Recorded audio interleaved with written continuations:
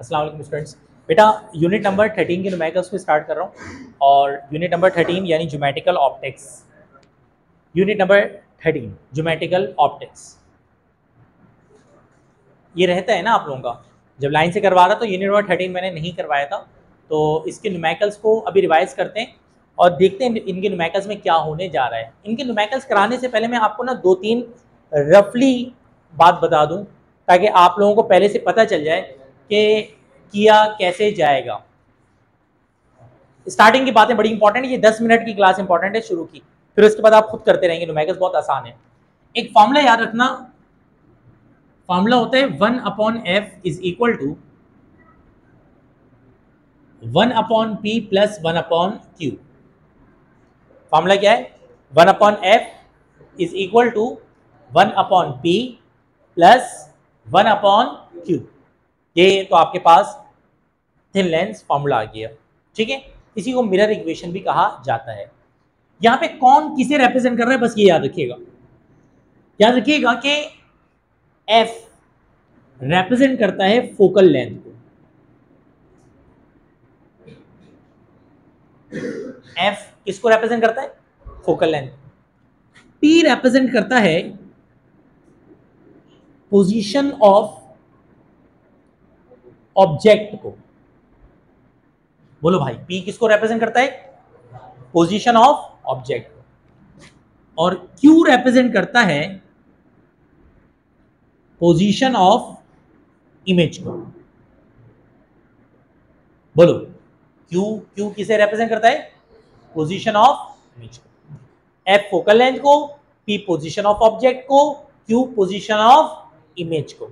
ये बातें जहन में बैठ गई। देखो होता ये कि जब मिसाल के तौर पे लेंस है, यहाँ पे चश्मा सिर्फ उबैद ने लगाया हुआ है, तो अब ग्लासेस लगाए में या कोई मिरर है, कोई चीज़ है देख रहे हैं आप सिंपल माइक्रोस्कोप से या मैग्नीफाइंग ग्लास से देख रहे हैं, तो एक होता है ऑब्जेक्ट। तो लेंस का जो ऑब्जेक्ट से फासला है, लेंस का किससे? ऑब्जेक्ट से, इसको p कहेंगे। इसी तरह लेंस का जो इमेज से फासला है, लेंस का जो किससे फासला है? इमेज से, इसको क्या कहेंगे आप? q कहेंगे। और जो फोकल लेंथ है वो f है। जितने न्यूमेरिकल्स आएंगे ना उनमें 1 2 3 कितनी चीजें? 3 में से कितने दे देंगे? तीसरा क्या करना होगा? निकालना होगा। लेकिन उससे पहले मैं आपको एक सवाल दे रहा हूं। सपोज करें एक इक्वेशन लिखी हुई है 1/x is equal to 1/2 plus 1/3। Suppose का सवाल इस तरह लिखा हुआ है 1/x is equal to 1/2 plus 1/3। इसमें आपको क्या निकालना है? x। मैं आपको 2 मिनट का टाइम दे रहा हूं, इसे जरा x की वैल्यू निकाल के दिखाएं मुझे। अगर सपोज करें इस तरह वैल्यू लिखी हुई, रजिस्टर निकालें, x की वैल्यू निकालें जल्दी से। हाँ भाई, सॉल्व किया, आंसर आया। तुम्हारा कितना है? आपसे नहीं हो पाया, तुम लोग ने किया इसका सॉल्व? हाँ, देख के बताओ क्या। शायद तुम्हारा कितना है? तुम्हारा कितना है? तो अब मैं चलो बता दे रहा हूँ, 1.2 इसका करेक्ट आंसर है। 1.2 इसका करेक्ट आंसर है। अब इसका तरीकेकार सुन लो। जब भी सॉल्यूशन इस तरह से हो ना, इसकी ट्रिक बता रहा हूँ, डिटेल में जा नहीं रहा, इतना मेरे पास टाइम है ना, मैं जाना चाह रहा हूँ। सिर्फ इसकी ट्रिक याद रखना। सिंपली आप इस तरह सॉल्व करेंगे, ये देखें इस तरह। ये जो नीचे है ना उनको इस तरह लिख दें, जो नीचे उनको इस तरह लिख दें, और जो ऊपर वाले ना उनको क्रॉस करके जो साइन बीच में उसके हिसाब से लिख दें। ये देखें, बचा कौन? 3 प्लस 3 से 3 कैंसिल। यानी वो आपने अक्षय कुमार का वाली मीम देखी है? एक है ना ऐसे करके यूं करके मीम है उसकी, उसमें पलट जाती है, बोले बस इधर चले जाते हैं। तो ये देखो 2 3 7 और 2 3 7 के बाद क्या करना है? क्लियर? 3 यहाँ 2 वहाँ, 3 प्लस 1/x। ठीक है, तो ये बताओ क्या बनेगा? 3 प्लस 2 5, 2 3 6। तो ये तो 1/x है, तो x के लिए पलट दो, क्या बन जाएगा? 6/5। करो कितना आएगा? 6/5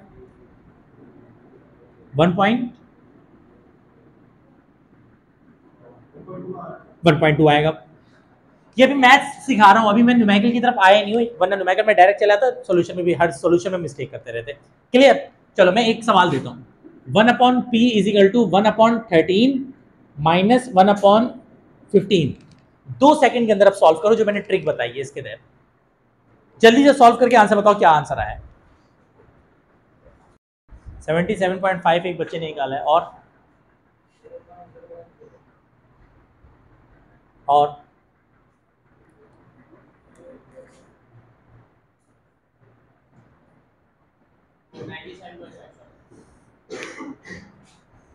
97 सब अपने अपने सपने पूरे कर लें। देखो इतना टाइम लगना नहीं चाहिए था वैसे। मैंने क्या, देखो मैंने बोला क्या है, मैंने ये बोला ये करो बस, ये देखो 13 15 एक साथ 15 माइनस 13, 15 माइनस 13 करो कितना आ रहा है 2, 13 मल्टीप्लाई 15 कर दो जल्दी से 1, ये 195। अब 1/p है ना तो पलटेंगे, 195/2 डिवाइड करो कितना आ रहा है, कितना आ रहा है, देखो ना ये पलटी ना वैल्यू, इसको भी तो पलटा था 1/x 5/6 था तो x क्या किया था 6/5 हो गया था, इन्वर्स करेंगे ना तो ये 1/195 यही आ रहा है, डिवाइड करके देख लो यही आ रहा है। अभी ना देखो मैं न्यूमेरिकल की तरफ गया ही नहीं, न्यूमेरिकल कराने से पहले मैं न्यूमेरिकल की बेस बना रहा हूं ताकि न्यूमेरिकल आप खुद से करें। ये क्लियर हो गया। अब बताओ इस तरह का अगर मैथमेटिकल सॉल्यूशन आपके सामने आ जाए कर लोगे आप, पूरी क्लास कर लेगी। मेरा बच्चा, मेरे तमाम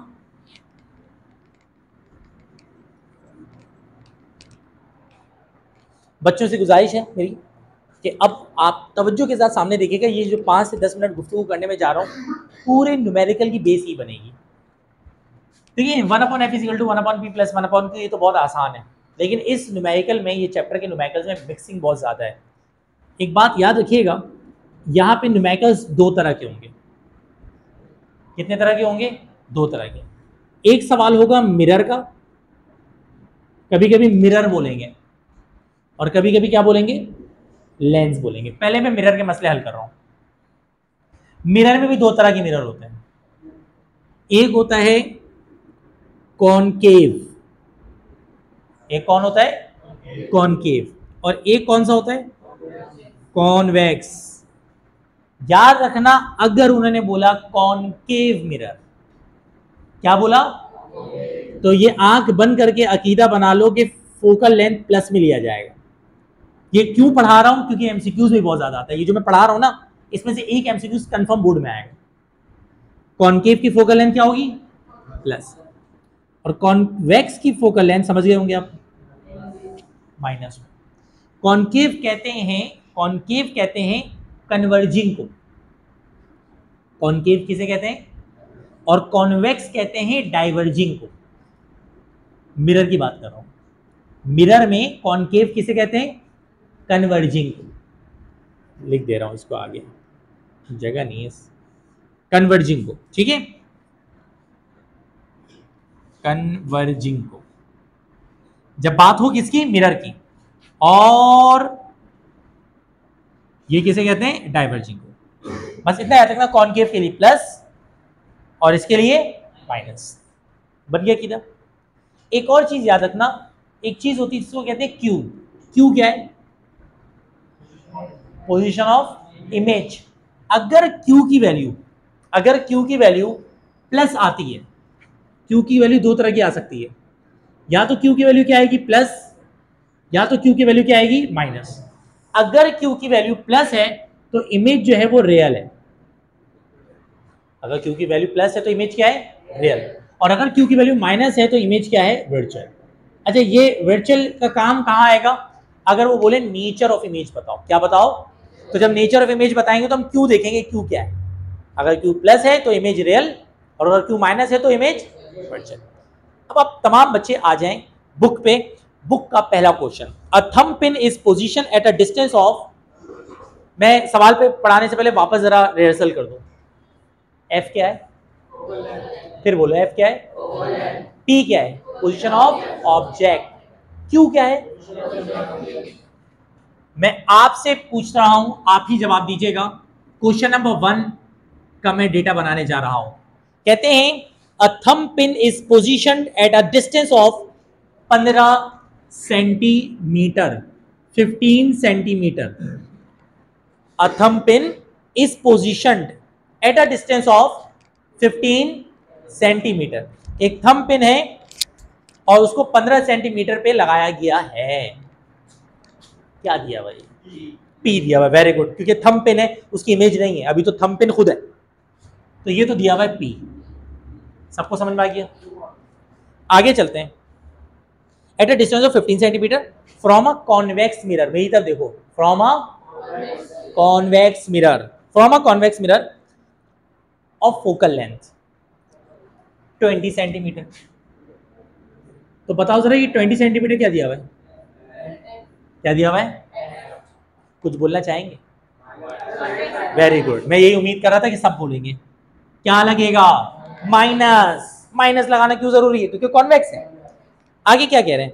कह रहे हैं determine the position and nature of image. Position and nature of image.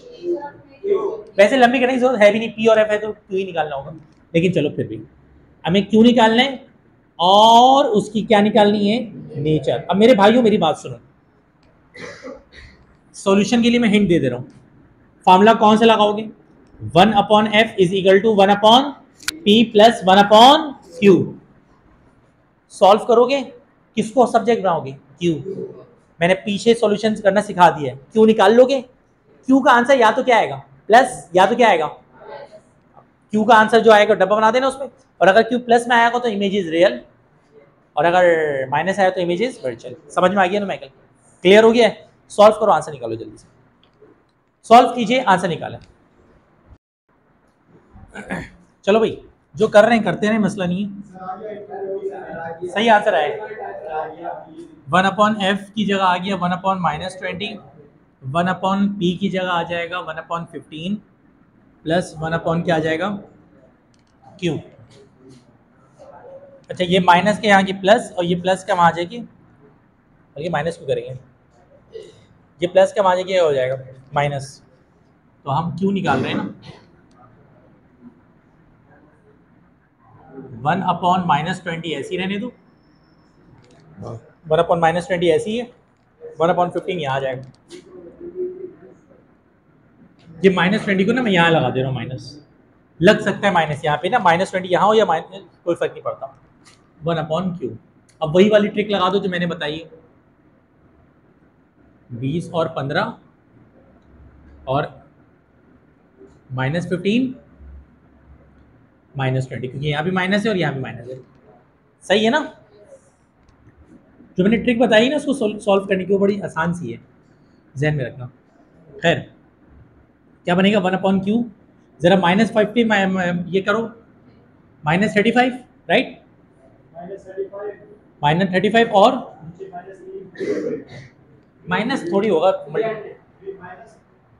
यार, 20 × 15। अच्छा, तुमने माइनस रखा हुआ होगा यहाँ पर।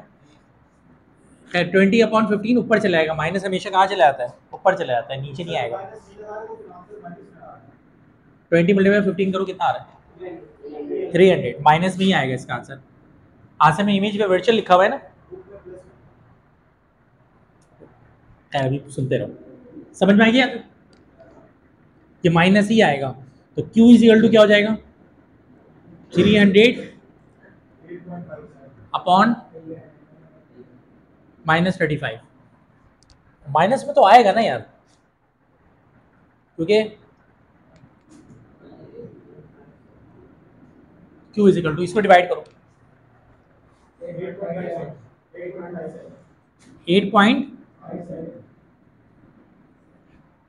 8.57।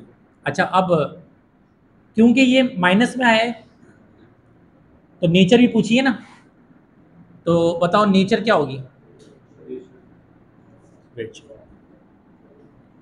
Nature is virtual. अगर ये प्लस में आता तो क्या होता? ये रियल होता। ठीक है, ये क्वेश्चन मार्क कौन सा है? 1। अब आप तमाम बच्ची वाला था, an image of specimen appears to be, question number कौन सा करो? 2। अच्छा, क्वेश्चन नंबर 2 में एक वर्ड यूज हुआ है बिहाइंड।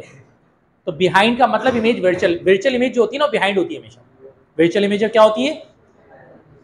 तो अगर बोल रहे हैं बिहाइंड तो वर्चुअल, बिहाइंड बोल रहे हैं तो क्या बोल रहे हैं वर्चुअल। आगे आपको समझदार हैं, खुद ट्राई करें क्वेश्चन नंबर 2, गलत करें या सही करें फर्क नहीं पड़ता। अच्छा एक चीज यहाँ पे रिप्रेजेंट में कर दूं, क्या आप कहेंगे बुक में सर 8.57 प्लस में दिया हुआ है, तो बुक में गलत दिया हुआ है, -8.57 इज द करेक्ट आंसर, ठीक है, क्योंकि इमेज वर्चुअल है तो माइनस में आंसर आएगा, ठीक है। तो this is the correct answer, बस बात खत्म। बुक में गलती से प्लस मतलब उन्होंने माइनस लगाया नहीं होगा। क्वेश्चन नंबर 2 करो जरा जल्दी से, देखते हैं क्वेश्चन नंबर 2 आप लोग कर पाते ही नहीं कर पाते। क्वेश्चन नंबर 2 करें, असल क्वेश्चन नंबर 2 है, 1 हो गया। क्वेश्चन नंबर 2 का डेटा खुद से बनाएं, सॉल्व करें खुद से।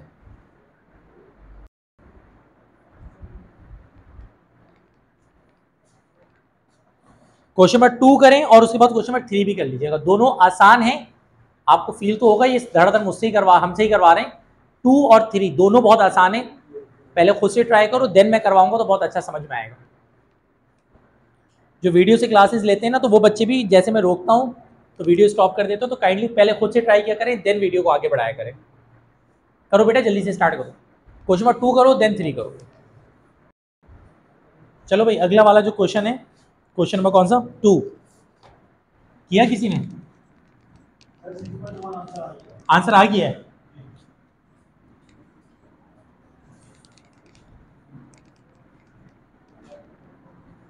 चलो जी क्वेश्चन नंबर 2 कहते हैं an image of specimen appears to B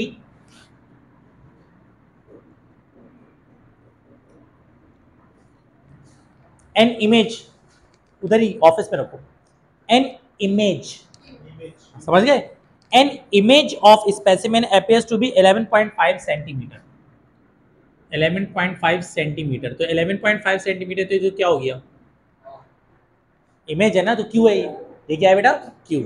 आगे चलते हैं, behind a concave mirror, behind a concave mirror, behind, ठीक है, तो बिहाइंड अ कॉनकेव मिरर है तो समझ गए क्या लगाया मैं माइनस, बिहाइंड का मतलब होता है पीछे इमेज बन रही है, वर्चुअल इमेज हमेशा कहाँ बनती है बिहाइंड बनती है, तो यहाँ पे क्यू क्या लिया जाएगा माइनस, माइनस क्यू लिया, समझ में आ गया, किसकी वजह से लिया है बिहाइंड, अगर फ्रंट पे बनती है तो प्लस, फ्रंट पे बनती है तो प्लस और बिहाइंड पे बने तो माइनस, तो बिहाइंड की वजह से माइनस आ गया। With a focal length of 13.5 centimetre, with a focal length of 13.5 centimetre, इसके साथ माइनस लगाएंगे एफ के साथ नहीं लगाएंगे क्योंकि कौन सी मिरर है कॉनकेव, तो प्लस लगाएगा माइनस लगेगा। कहते हैं find the specimen's distance from the mirror, specimen object है ना, specimen distance from the mirror, तो क्या निकालना है बेटा पी। मेरा बेटा बहुत आसान न्यूमेरिकल है, ये देखो 1/f is equal to 1/p plus 1/q, तो अगले स्टेप में हो जाएगा 1/ बोलो 13.5 इज इक्वल टू 1/p, यहाँ पे -11.5 फुट कर रहे हैं तो मैं जानबूझ के इसको q को माइनस बना दे रहा हूँ, 1/11.5। देखो मैं प्लस 1/-11.5 लिखता या 11 माइनस प्लस माइनस बना दिया मैंने डायरेक्ट, इसको समझ में आ गया ना, आ गया ना समझ में, या डायरेक्ट मैंने प्लस को क्या बना दिया माइनस, तो फिर मुझे यहाँ पे माइनस लगाने की जरूरत नहीं है। अच्छा अब ये यहाँ माइनस का यहाँ की क्या हो जाएगा 1/13.5 plus 1/11.5 is equal to 1/p। अब वही वाली trick 1/p is equal to 13.5 multiply by 11.5, 13.5 multiply by 11.5 और ऊपर क्या आएगा 11.5 प्लस 11.5 प्लस 13.5, जल्दी करो फिर आसान भी हो रही है, प्लस करो कितना 25 25 नीचे मल्टीप्लाई करो 1.25, अच्छा ये तो 1/p है ना, तो p इज इक्वल टू क्या हो जाएगा 155.25 और डिवाइड किससे कर देंगे, करो जरा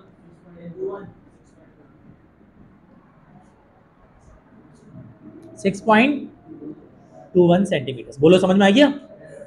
अब आप लोगों के पास 10 मिनट का वक्फा है नमाज पढ़ने का, जमात से पढ़ लीजिए, मेरे ख्याल से अजान हो रही है, नमाज पढ़ें दुआएं करें अपने रिजल्ट के लिए, और आफ्टर नमाज हम मिलेंगे दोबारा से 10 मिनट के बाद एग्जैक्टली। और अगर मैं नहीं आऊँ तो आप लोग क्वेश्चन नंबर कौन सा ट्राई करेंगे? 3 स्टार्ट कर दीजिएगा, क्वेश्चन नंबर 3 राइट डाउन कर लीजिएगा। मिलते हैं आप लोगों से थोड़ी देर बाद।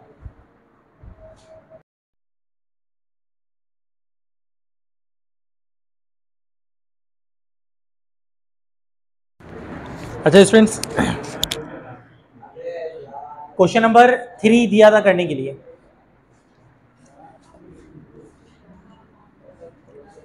तू तो हो गया ना सब, कोई प्रॉब्लम तो नहीं है? नमाज पढ़ के सब आ गए? चलो क्वेश्चन नंबर 3 किया किसी ने? तुमने किया है, सही आंसर आ गया। माइनस आ रहा है तो इसका तो फायदा है ना, इमेज की जो नेचर होगी वो क्या लिखी जाएगी? वर्चुअल लिखी जाएगी। और बुक में वर्चुअल नहीं बोला हुआ? नहीं तो बुक में तो फनकारी की है ना, पूरा आंसर ही नहीं दिया हुआ। बुक में तो उन्होंने क्या लिख दिया है बस। यार इसमें ना एक और कॉन्सेप्ट भी है क्वेश्चन नंबर 3 में ना, तुम्हें पहले से कॉन्सेप्ट पता होगा इसका तो तुमने कर दिया। क्वेश्चन नंबर 3 करना है। हाँ, क्वेश्चन नंबर 3 से ना करने से पहले एक चीज सुन लो, एक उसूल याद रखना, कभी भी रेडियस ऑफ कर्वेचर दें। क्या दें? फिर बोलो क्या दें? रेडियस ऑफ कर्वेचर अगर दें तो फोकल लेंथ निकालने के लिए रेडियस ऑफ कर्वेचर को डिवाइड बाय 2 करना पड़ता है, ये याद रखना।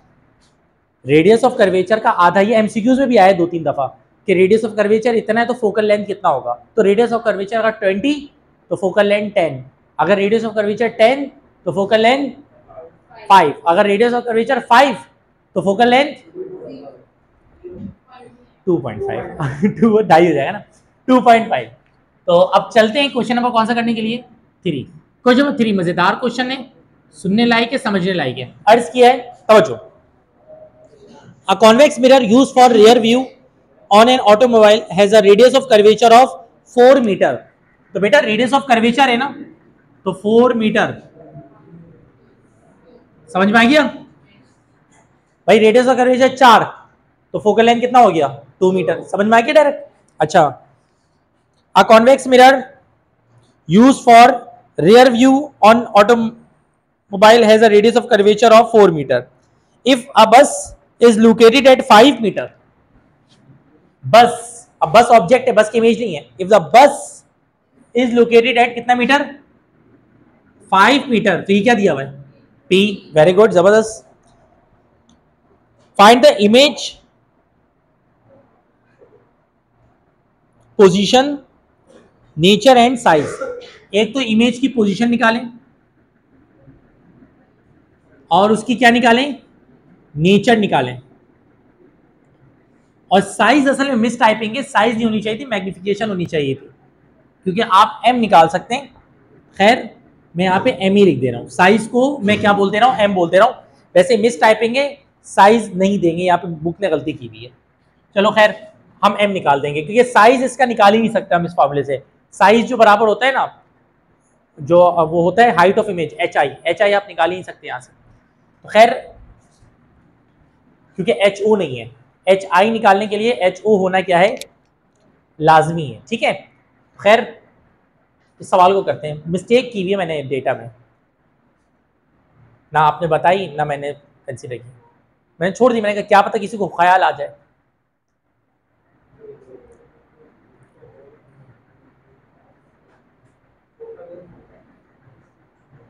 मिस्टेक की हुई है, बताओ ना। नमाज पढ़ने के बीच में 10 मिनट में भूल गए सब कुछ क्या? फोकल लेंथ में माइनस आएगा ना भाई। मिरर कौन सा है? बोर्ड में यही तो गलती करोगे तुम लोग, माइनस प्लस की गलती करोगे, सारा न्यूमेरिकल गलत। सर अल्लाह की कसम पूरा करके आए, नंबर कुछ नहीं आया सर, यही होता है ना भाई। तो भाई यहाँ पे फोकल लेंथ क्या आएगा? माइनस में आएगा। अब हम सॉल्व करेंगे, सॉल्यूशन करो भाई। 1/f is equal to 1/p plus 1/q। बताओ बेटा 1/2 is equal to 1/5 plus 1/q। सही किया है? वही मैं देख रहा हूँ, मुनीम के अलावा बाकी सारे हो रहे हैं। माइनस आएगा यहाँ पर। ये अब क्या करेंगे? ये करेंगे -1/2 ऐसे ही रहने देंगे, -1/5 ये इधर आ गया, इज इक्वल टू 1/q। अब बताओ क्या होगा? 2 और 5 -2 नहीं, -5 -2, यही ट्रिक है ना, 1/q।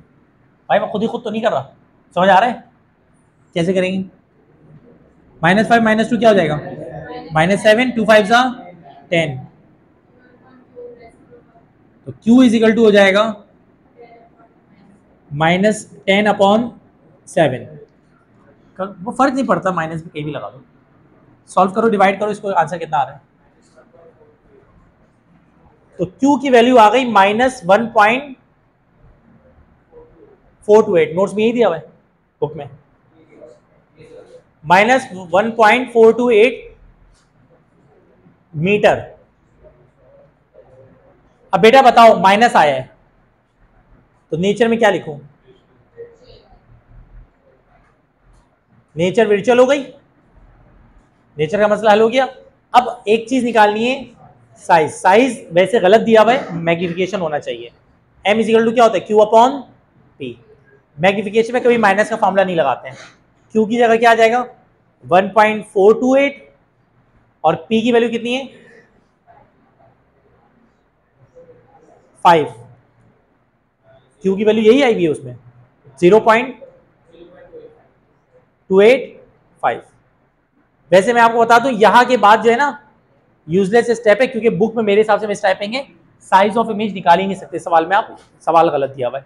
खैर ये क्लियर हो गया, समझ में आ गया। ये क्वेश्चन नंबर कौन सा था? 3।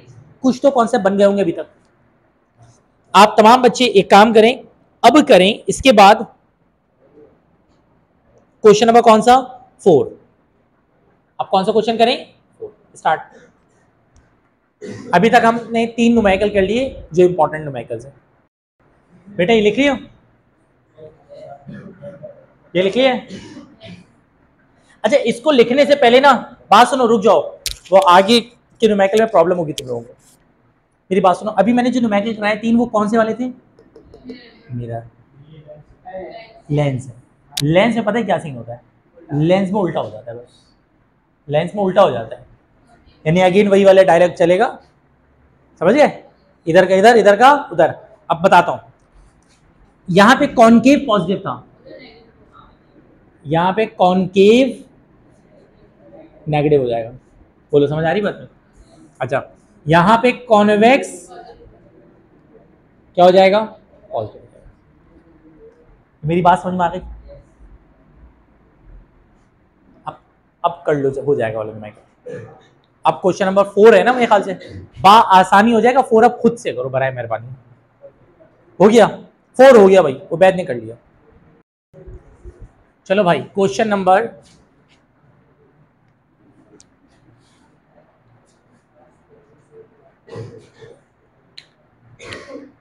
4 कहते हैं an object is place 15 centimetre away.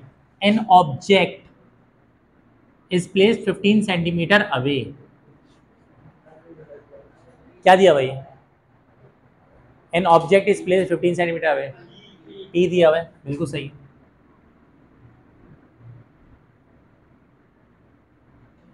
Object P 15 centimetre away from a converging lens. अच्छा, एक बात बताना भूल गया था मैंने, यहाँ पे क्या कहा था? उल्टा हो जाएगा।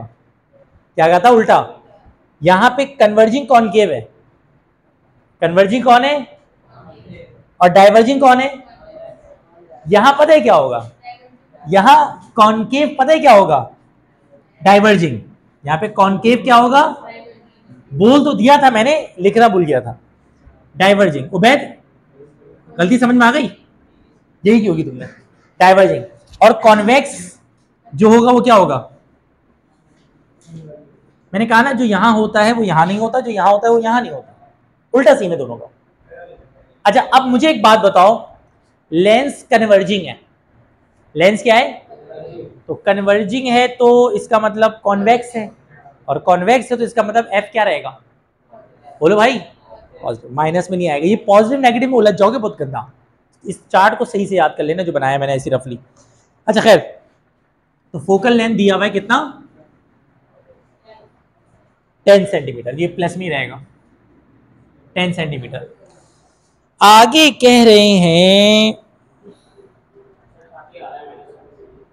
Determine the position, size and nature of image form. Position, size and nature of image form. Position निकालनी है, साइज निकालना है, यहां पे फिर गलती की उन्होंने, साइज निकालना है, position, size and nature of image form. ये मेरे पास जो बुक है पुरानी तो नहीं है ना, न्यू वाली? हाँ सही है। ये पागल है यार, सवाल ही गलत देते हैं। Position, size and nature of image, खैर हो जाएगा ये, लेकिन इसमें भी मेरे ख्याल से गलती है। Position, size and nature of image करे भाई। सॉल्यूशन देखो, फॉर्मूला लगाओ, 1/f is equal to 1/p plus 1/q। Value put करो, 1/10 is equal to 1/15 plus 1/q। So it should be 1/10 minus 1/15 is equal to 1/q। So finally it will be 10 into 15 और ऊपर 15 minus 10 is equal to 1/q. So in next step it will become 1/q is equal to 5/150। सही किया ना? So q is equal to 150/5। So 5 1 5, 5 3 15, 30 centimetre. ये तो किसका answer आ गया? q का। अच्छा बताओ मुझे, q प्लस आया माइनस आया? अब इसको भी देख रहे हो, बताओ ना भाई क्या है? प्लस आया है। जब प्लस आया तो इमेज रियल होगी वर्चुअल, तो नेचर इज वर्चुअल। नेचर क्या है? वर्चुअल। अब आ जाओ साइज पे। तो अब तक इन्होंने साइज जो निकालने बोला है, m का फॉर्मूला लगेगा नहीं इसमें, लेकिन इन्होंने बोल दिया q/p। ये मैं चेक कर रहा था आप लोगों कि आप लोगों को सही समझ में आया है नहीं आया है, तो गुड, आप लोगों को सही समझ में आया है। ठीक है, तो नेचर क्या है? रियल, q प्लस है। अच्छा q/p, q की वैल्यू बताओ कितनी है? 30 और p की वैल्यू कितनी है? 15। तो कितना हो जाएगा? 2। इन्होंने जो आंसर दिया है ना, ये वाला दिया हुआ, ये वाला दिया है बनी है। ठीक है, तो एक असल में जो आंसर आएगा ना वो 30 आएगा। बोर्ड के पेपर में कहीं सवाल आया ना, यहाँ तक छोड़ देंगे बोर्ड वाले, हो सकता है ना छोड़े, मेरा तजुर्बा है कि सवाल वो यहाँ तक का करेंगे, बस आगे करेंगे नहीं, क्योंकि आगे उन्होंने घटियापन मचाया हुआ है। ठीक है जी, सवाल ही गलत दिया हुआ है, मैंने सॉल्व करवा दिया आंसर निकालने के लिए। क्वेश्चन नंबर कौन सा है? 14। अब आप एक काम करें, मेरे सारे जज्बात तो आप लोग समझ ही गए, क्वेश्चन नंबर 4 भी समझ में आ गया, 5 करें। ये लास्ट क्वेश्चन है भैया यार मेहराब, बस 5 कर लो। बस घर में यही होता है, घर में ना सामने सरदानिश नहीं होते हैं। थोड़ी सी पढ़ाई करने के बाद पता है क्या होता है? अबे यार थोड़ा सा आराम कर लें, मोबाइल यूज कर लें, ये कर लें, फिर उसमें टाइम वेस्ट हो जाता है। यहाँ पे जितनी देर तुम लोग हद तक कितनी देर पढ़ा अभी तुम लोगों ने? 3 घंटे होने वाले हैं, अभी पूरे 3 घंटे नहीं हुए, 2 घंटे हुए पूरे पढ़ते हुए, क्योंकि तुम लोग की लेट क्लास स्टार्ट की थी। चलो खैर, ये जो सवाल है ना, इस सवाल को मैं करवा दे रहा हूँ। इस सवाल में एक चीज ऐसी भी पूछी गई है जो आप लोग नहीं कर पाएंगे, तो बस चलो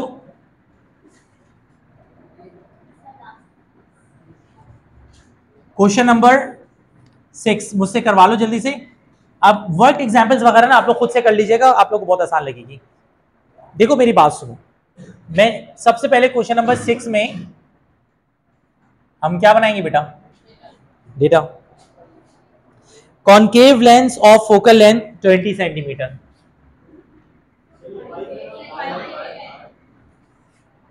सॉरी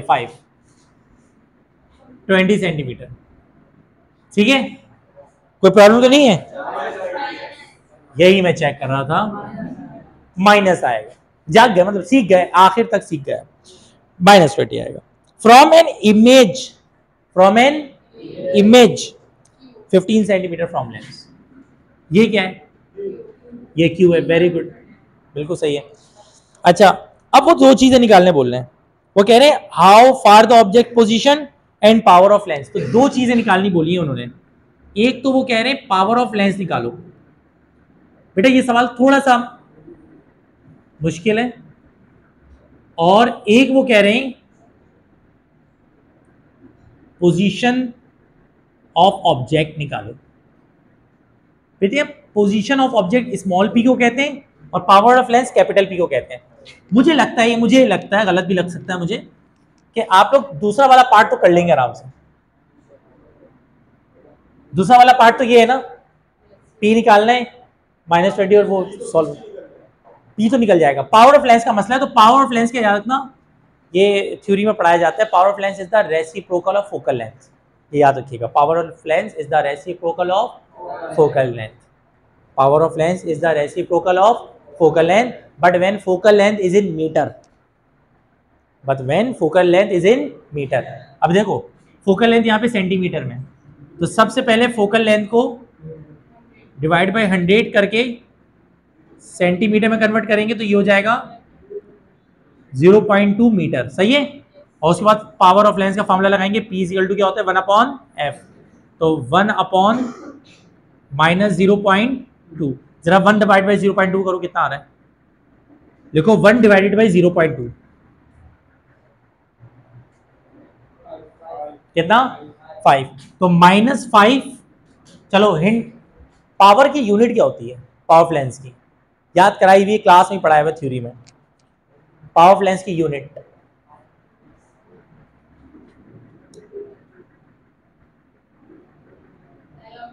हाँ अभी याद आ गया, डायोप्टर।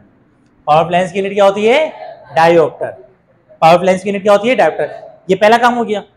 अब अगले काम के लिए आप फॉर्मूला लगाओगे 1/f is equal to 1/p plus 1/q। तो बोलो भाई 1/,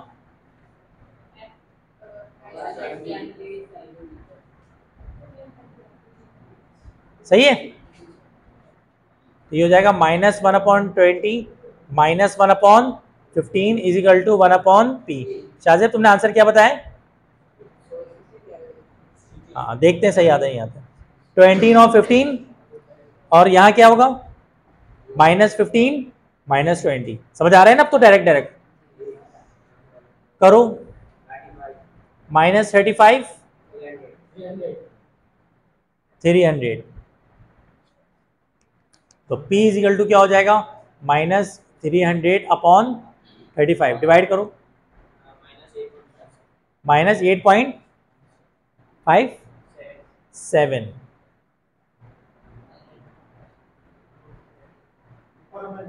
बस जो भी हो गया था गलत होता है, समझ में आ गया, मुश्किल तो नहीं है। अब एक काम करो, मेरी बात सुनो, अब रुक जाओ, मुझे यहाँ पे आप लोगों ने ना अभी 2 दिन के अंदर बुनियादी तौर पे, पहले दिन इतनी खास मेरे ख्याल से पढ़ाई नहीं हुई थी, लेकिन कल की क्लास और आज की क्लास बड़ी इंपॉर्टेंट इस सेंस में कि आप लोगों को देखा जाए तो ऑलमोस्ट पूरे बुक के न्यूमेरिकल्स क्या हो गए, एक क्विक वे में रिवाइज हो गए। अच्छा, रिवीजन से फ़ायदा ये हुआ होगा, साथ साथ मैंने इंपॉर्टेंट भी बताएं कि भाई ये इंपॉर्टेंट है, इस चैप्टर को पूरा कर लो। इससे मेरे ख्याल से ना टाइम वेस्ट किए बगैर, अच्छा चैप्टर 19 में सिर्फ 2 न्यूमेरिकल हैं, वो कल अगर कर भी लेंगे आप लोग तो हो जाएगा, नहीं होगा तो प्रैक्टिस भी कर सकते हैं, स्किप भी कर सकते हैं, चॉइस में भी छोड़ सकते हैं। लेकिन मैं कल भी बात कर चुका हूँ कि आपको सेक्शन बी में टोटल क्वेश्चंस जो अटैम्प्ट करने हैं वो करने हैं 8, और 8 में से 6 तो क्या है सीधे न्यूमेरिकल्स। तो अगर 6 न्यूमेरिकल नहीं भी पूरे आ रहे हैं, मैंने जितने कराए ना मैं आपको बताऊँ 100% आपके न्यूमेरिकल्स होंगे, लेकिन इंशाल्लाह ज़रूर। लेकिन 6 न्यूमेरिकल में से सपोज करो एक न्यूमेरिकल 19-20 हो भी गई, 5 न्यूमेरिकल हो गए। अब जब 5 न्यूमेरिकल हो गए ना तो सेक्शन बी का मेजर पोर्शन तो निकल जाएगा। अब 3 क्वेश्चन बतेंगे वो थ्योरी में निकल जाते हैं आराम से। तो न्यूमेरिकल्स को हल्के में मत लो, और मेरे हिसाब से न्यूमेरिकल ज़्यादा आसान है, क्योंकि एक तरफ है याद करना, याद करने की कोई लिमिट नहीं है। एक तरफ है याद करना, और याद करने की कोई क्या नहीं है लिमिट नहीं है, इतने क्वेश्चन हैं। और एक तरफ है न्यूमेरिकल में रट्टा कम है भाई, एक क्वेश्चन याद करो, एक फॉर्मूला याद कर ले भाई, हो गया न्यूमेरिकल। कुछ ऐसे चैप्टर्स भी है कि उसमें पूरे चैप्टर के अंदर न्यूमेरिकल ही 5 हैं, 4 हैं, 3 हैं, 2 हैं, और स्टार्ट से मैं न्यूमेरिकल इंपॉर्टेंट बताता आ रहा हूँ। तो आज जाके ना यूनिट नंबर 11 से लेकर, नहीं यूनिट नंबर 10 से, यूनिट नंबर कहाँ से लेकर 10 से लेकर, जो स्कूल वाले बच्चे हैं वो पहले कल केमिस्ट्री के पेपर की तैयारी वगैरह कीजिएगा, कल कीजिएगा तैयारी। कल यूनिट नंबर 10 से लेकर यूनिट नंबर कहाँ तक लास्ट तक मैंने जितने न्यूमेरिकल्स कराए उनकी आप कर लें प्रैक्टिस। टेस्ट से भागिएगा मत। कल मैं जो टेस्ट लूंगा ना अगर उसमें 10 न्यूमेरिकल आते हैं, कल के टेस्ट में अगर कितने न्यूमेरिकल आते हैं 10, तो आपको 30 में से 30 नंबर लेने हैं। अगर 20 न्यूमेरिकल आते हैं तो आपको 60 में से कितने नंबर लेने हैं 60 नंबर। एक टारगेट बना के लाएं कि आप समझ लें बोर्ड का पेपर देने आ रहे हैं जिसमें सिर्फ न्यूमेरिकल है। अब कल आप तैयारी करके आ जाए, मेरे ख्याल से कल कर लो ना, मंडे कर दूं, टाइम मिल जाएगा, चलो सही मंडे ले लो। मेरे हिसाब से तो कल होना चाहिए था, अगर मैं होता आपकी जगह मैं कल बोलता। फिर कल और परसों मैंने 2 दिन पढ़ाए, आज बैठते कल टेस्ट देते, साइड लगाते फिजिक्स को। भाई मैथ्स भी तो पढ़नी है, केमिस्ट्री भी तो पढ़नी है, बाकी सब्जेक्ट भी तो पढ़ने हैं। टाइम कम है आप लोगों के पास, आप लोगों को अंदाजा नहीं है, देखते देखते 15 दिन गुजर जाएंगे, पता भी नहीं चलेगा। लेकिन खैर आपकी बात रख ली मैंने। कल मैं आप लोगों को इंपॉर्टेंट लिखवाऊंगा। कल मैं आप लोगों को क्या लिखवाऊंगा, इंपॉर्टेंट, पूरे के पूरे सेक्शन सी के, कि आपको सेक्शन सी में ये क्वेश्चंस याद करने हैं जस्ट, ठीक है। और सेक्शन सी की इंपॉर्टेंट लिखवा के चैप्टर 19 के न्यूमेरिकल बचे हैं। कल हमारी फिजिक्स की क्या हो जाएगी, लास्ट क्लास हो जाएगी। उसके बाद मंडे को मैं पहले न्यूमेरिकल्स का टेस्ट लूंगा, उसके बाद सेक्शन सी के क्वेश्चंस का टेस्ट लूंगा, एक दिन का गैप देकर, ठीक है। फिजिक्स की तैयारी आपके ऑलमोस्ट, और उस दौरान फिर केमिस्ट्री स्टार्ट कर दूंगा रिविजन वाइज, जो बचा कुछ है। अब ये है कि आपके ऊपर डिपेंड करते हैं कि आप लोग कैसी तैयारी करते हैं। मंडे को हम इसका टेस्ट लेंगे, मंडे के टेस्ट को मिस मत करना। एक बात मैं आपको बताता जाऊं जाते जाते कि जो न्यूमेरिकल्स मैं आपको टेस्ट में दूंगा मंडे को, हो सकता है कि 99% न्यूमेरिकल्स वही बोर्ड में आए, तो टेस्ट मंडे का मिस मत करना, ठीक है। अच्छे न्यूमेरिकल्स बने होंगे इंशाल्लाह। मंडे को मिलते हैं, अपना बहुत सारा ख्याल रखिएगा, अल्लाह हाफिज़। मेहराब अपनी बुक ले लीजिएगा।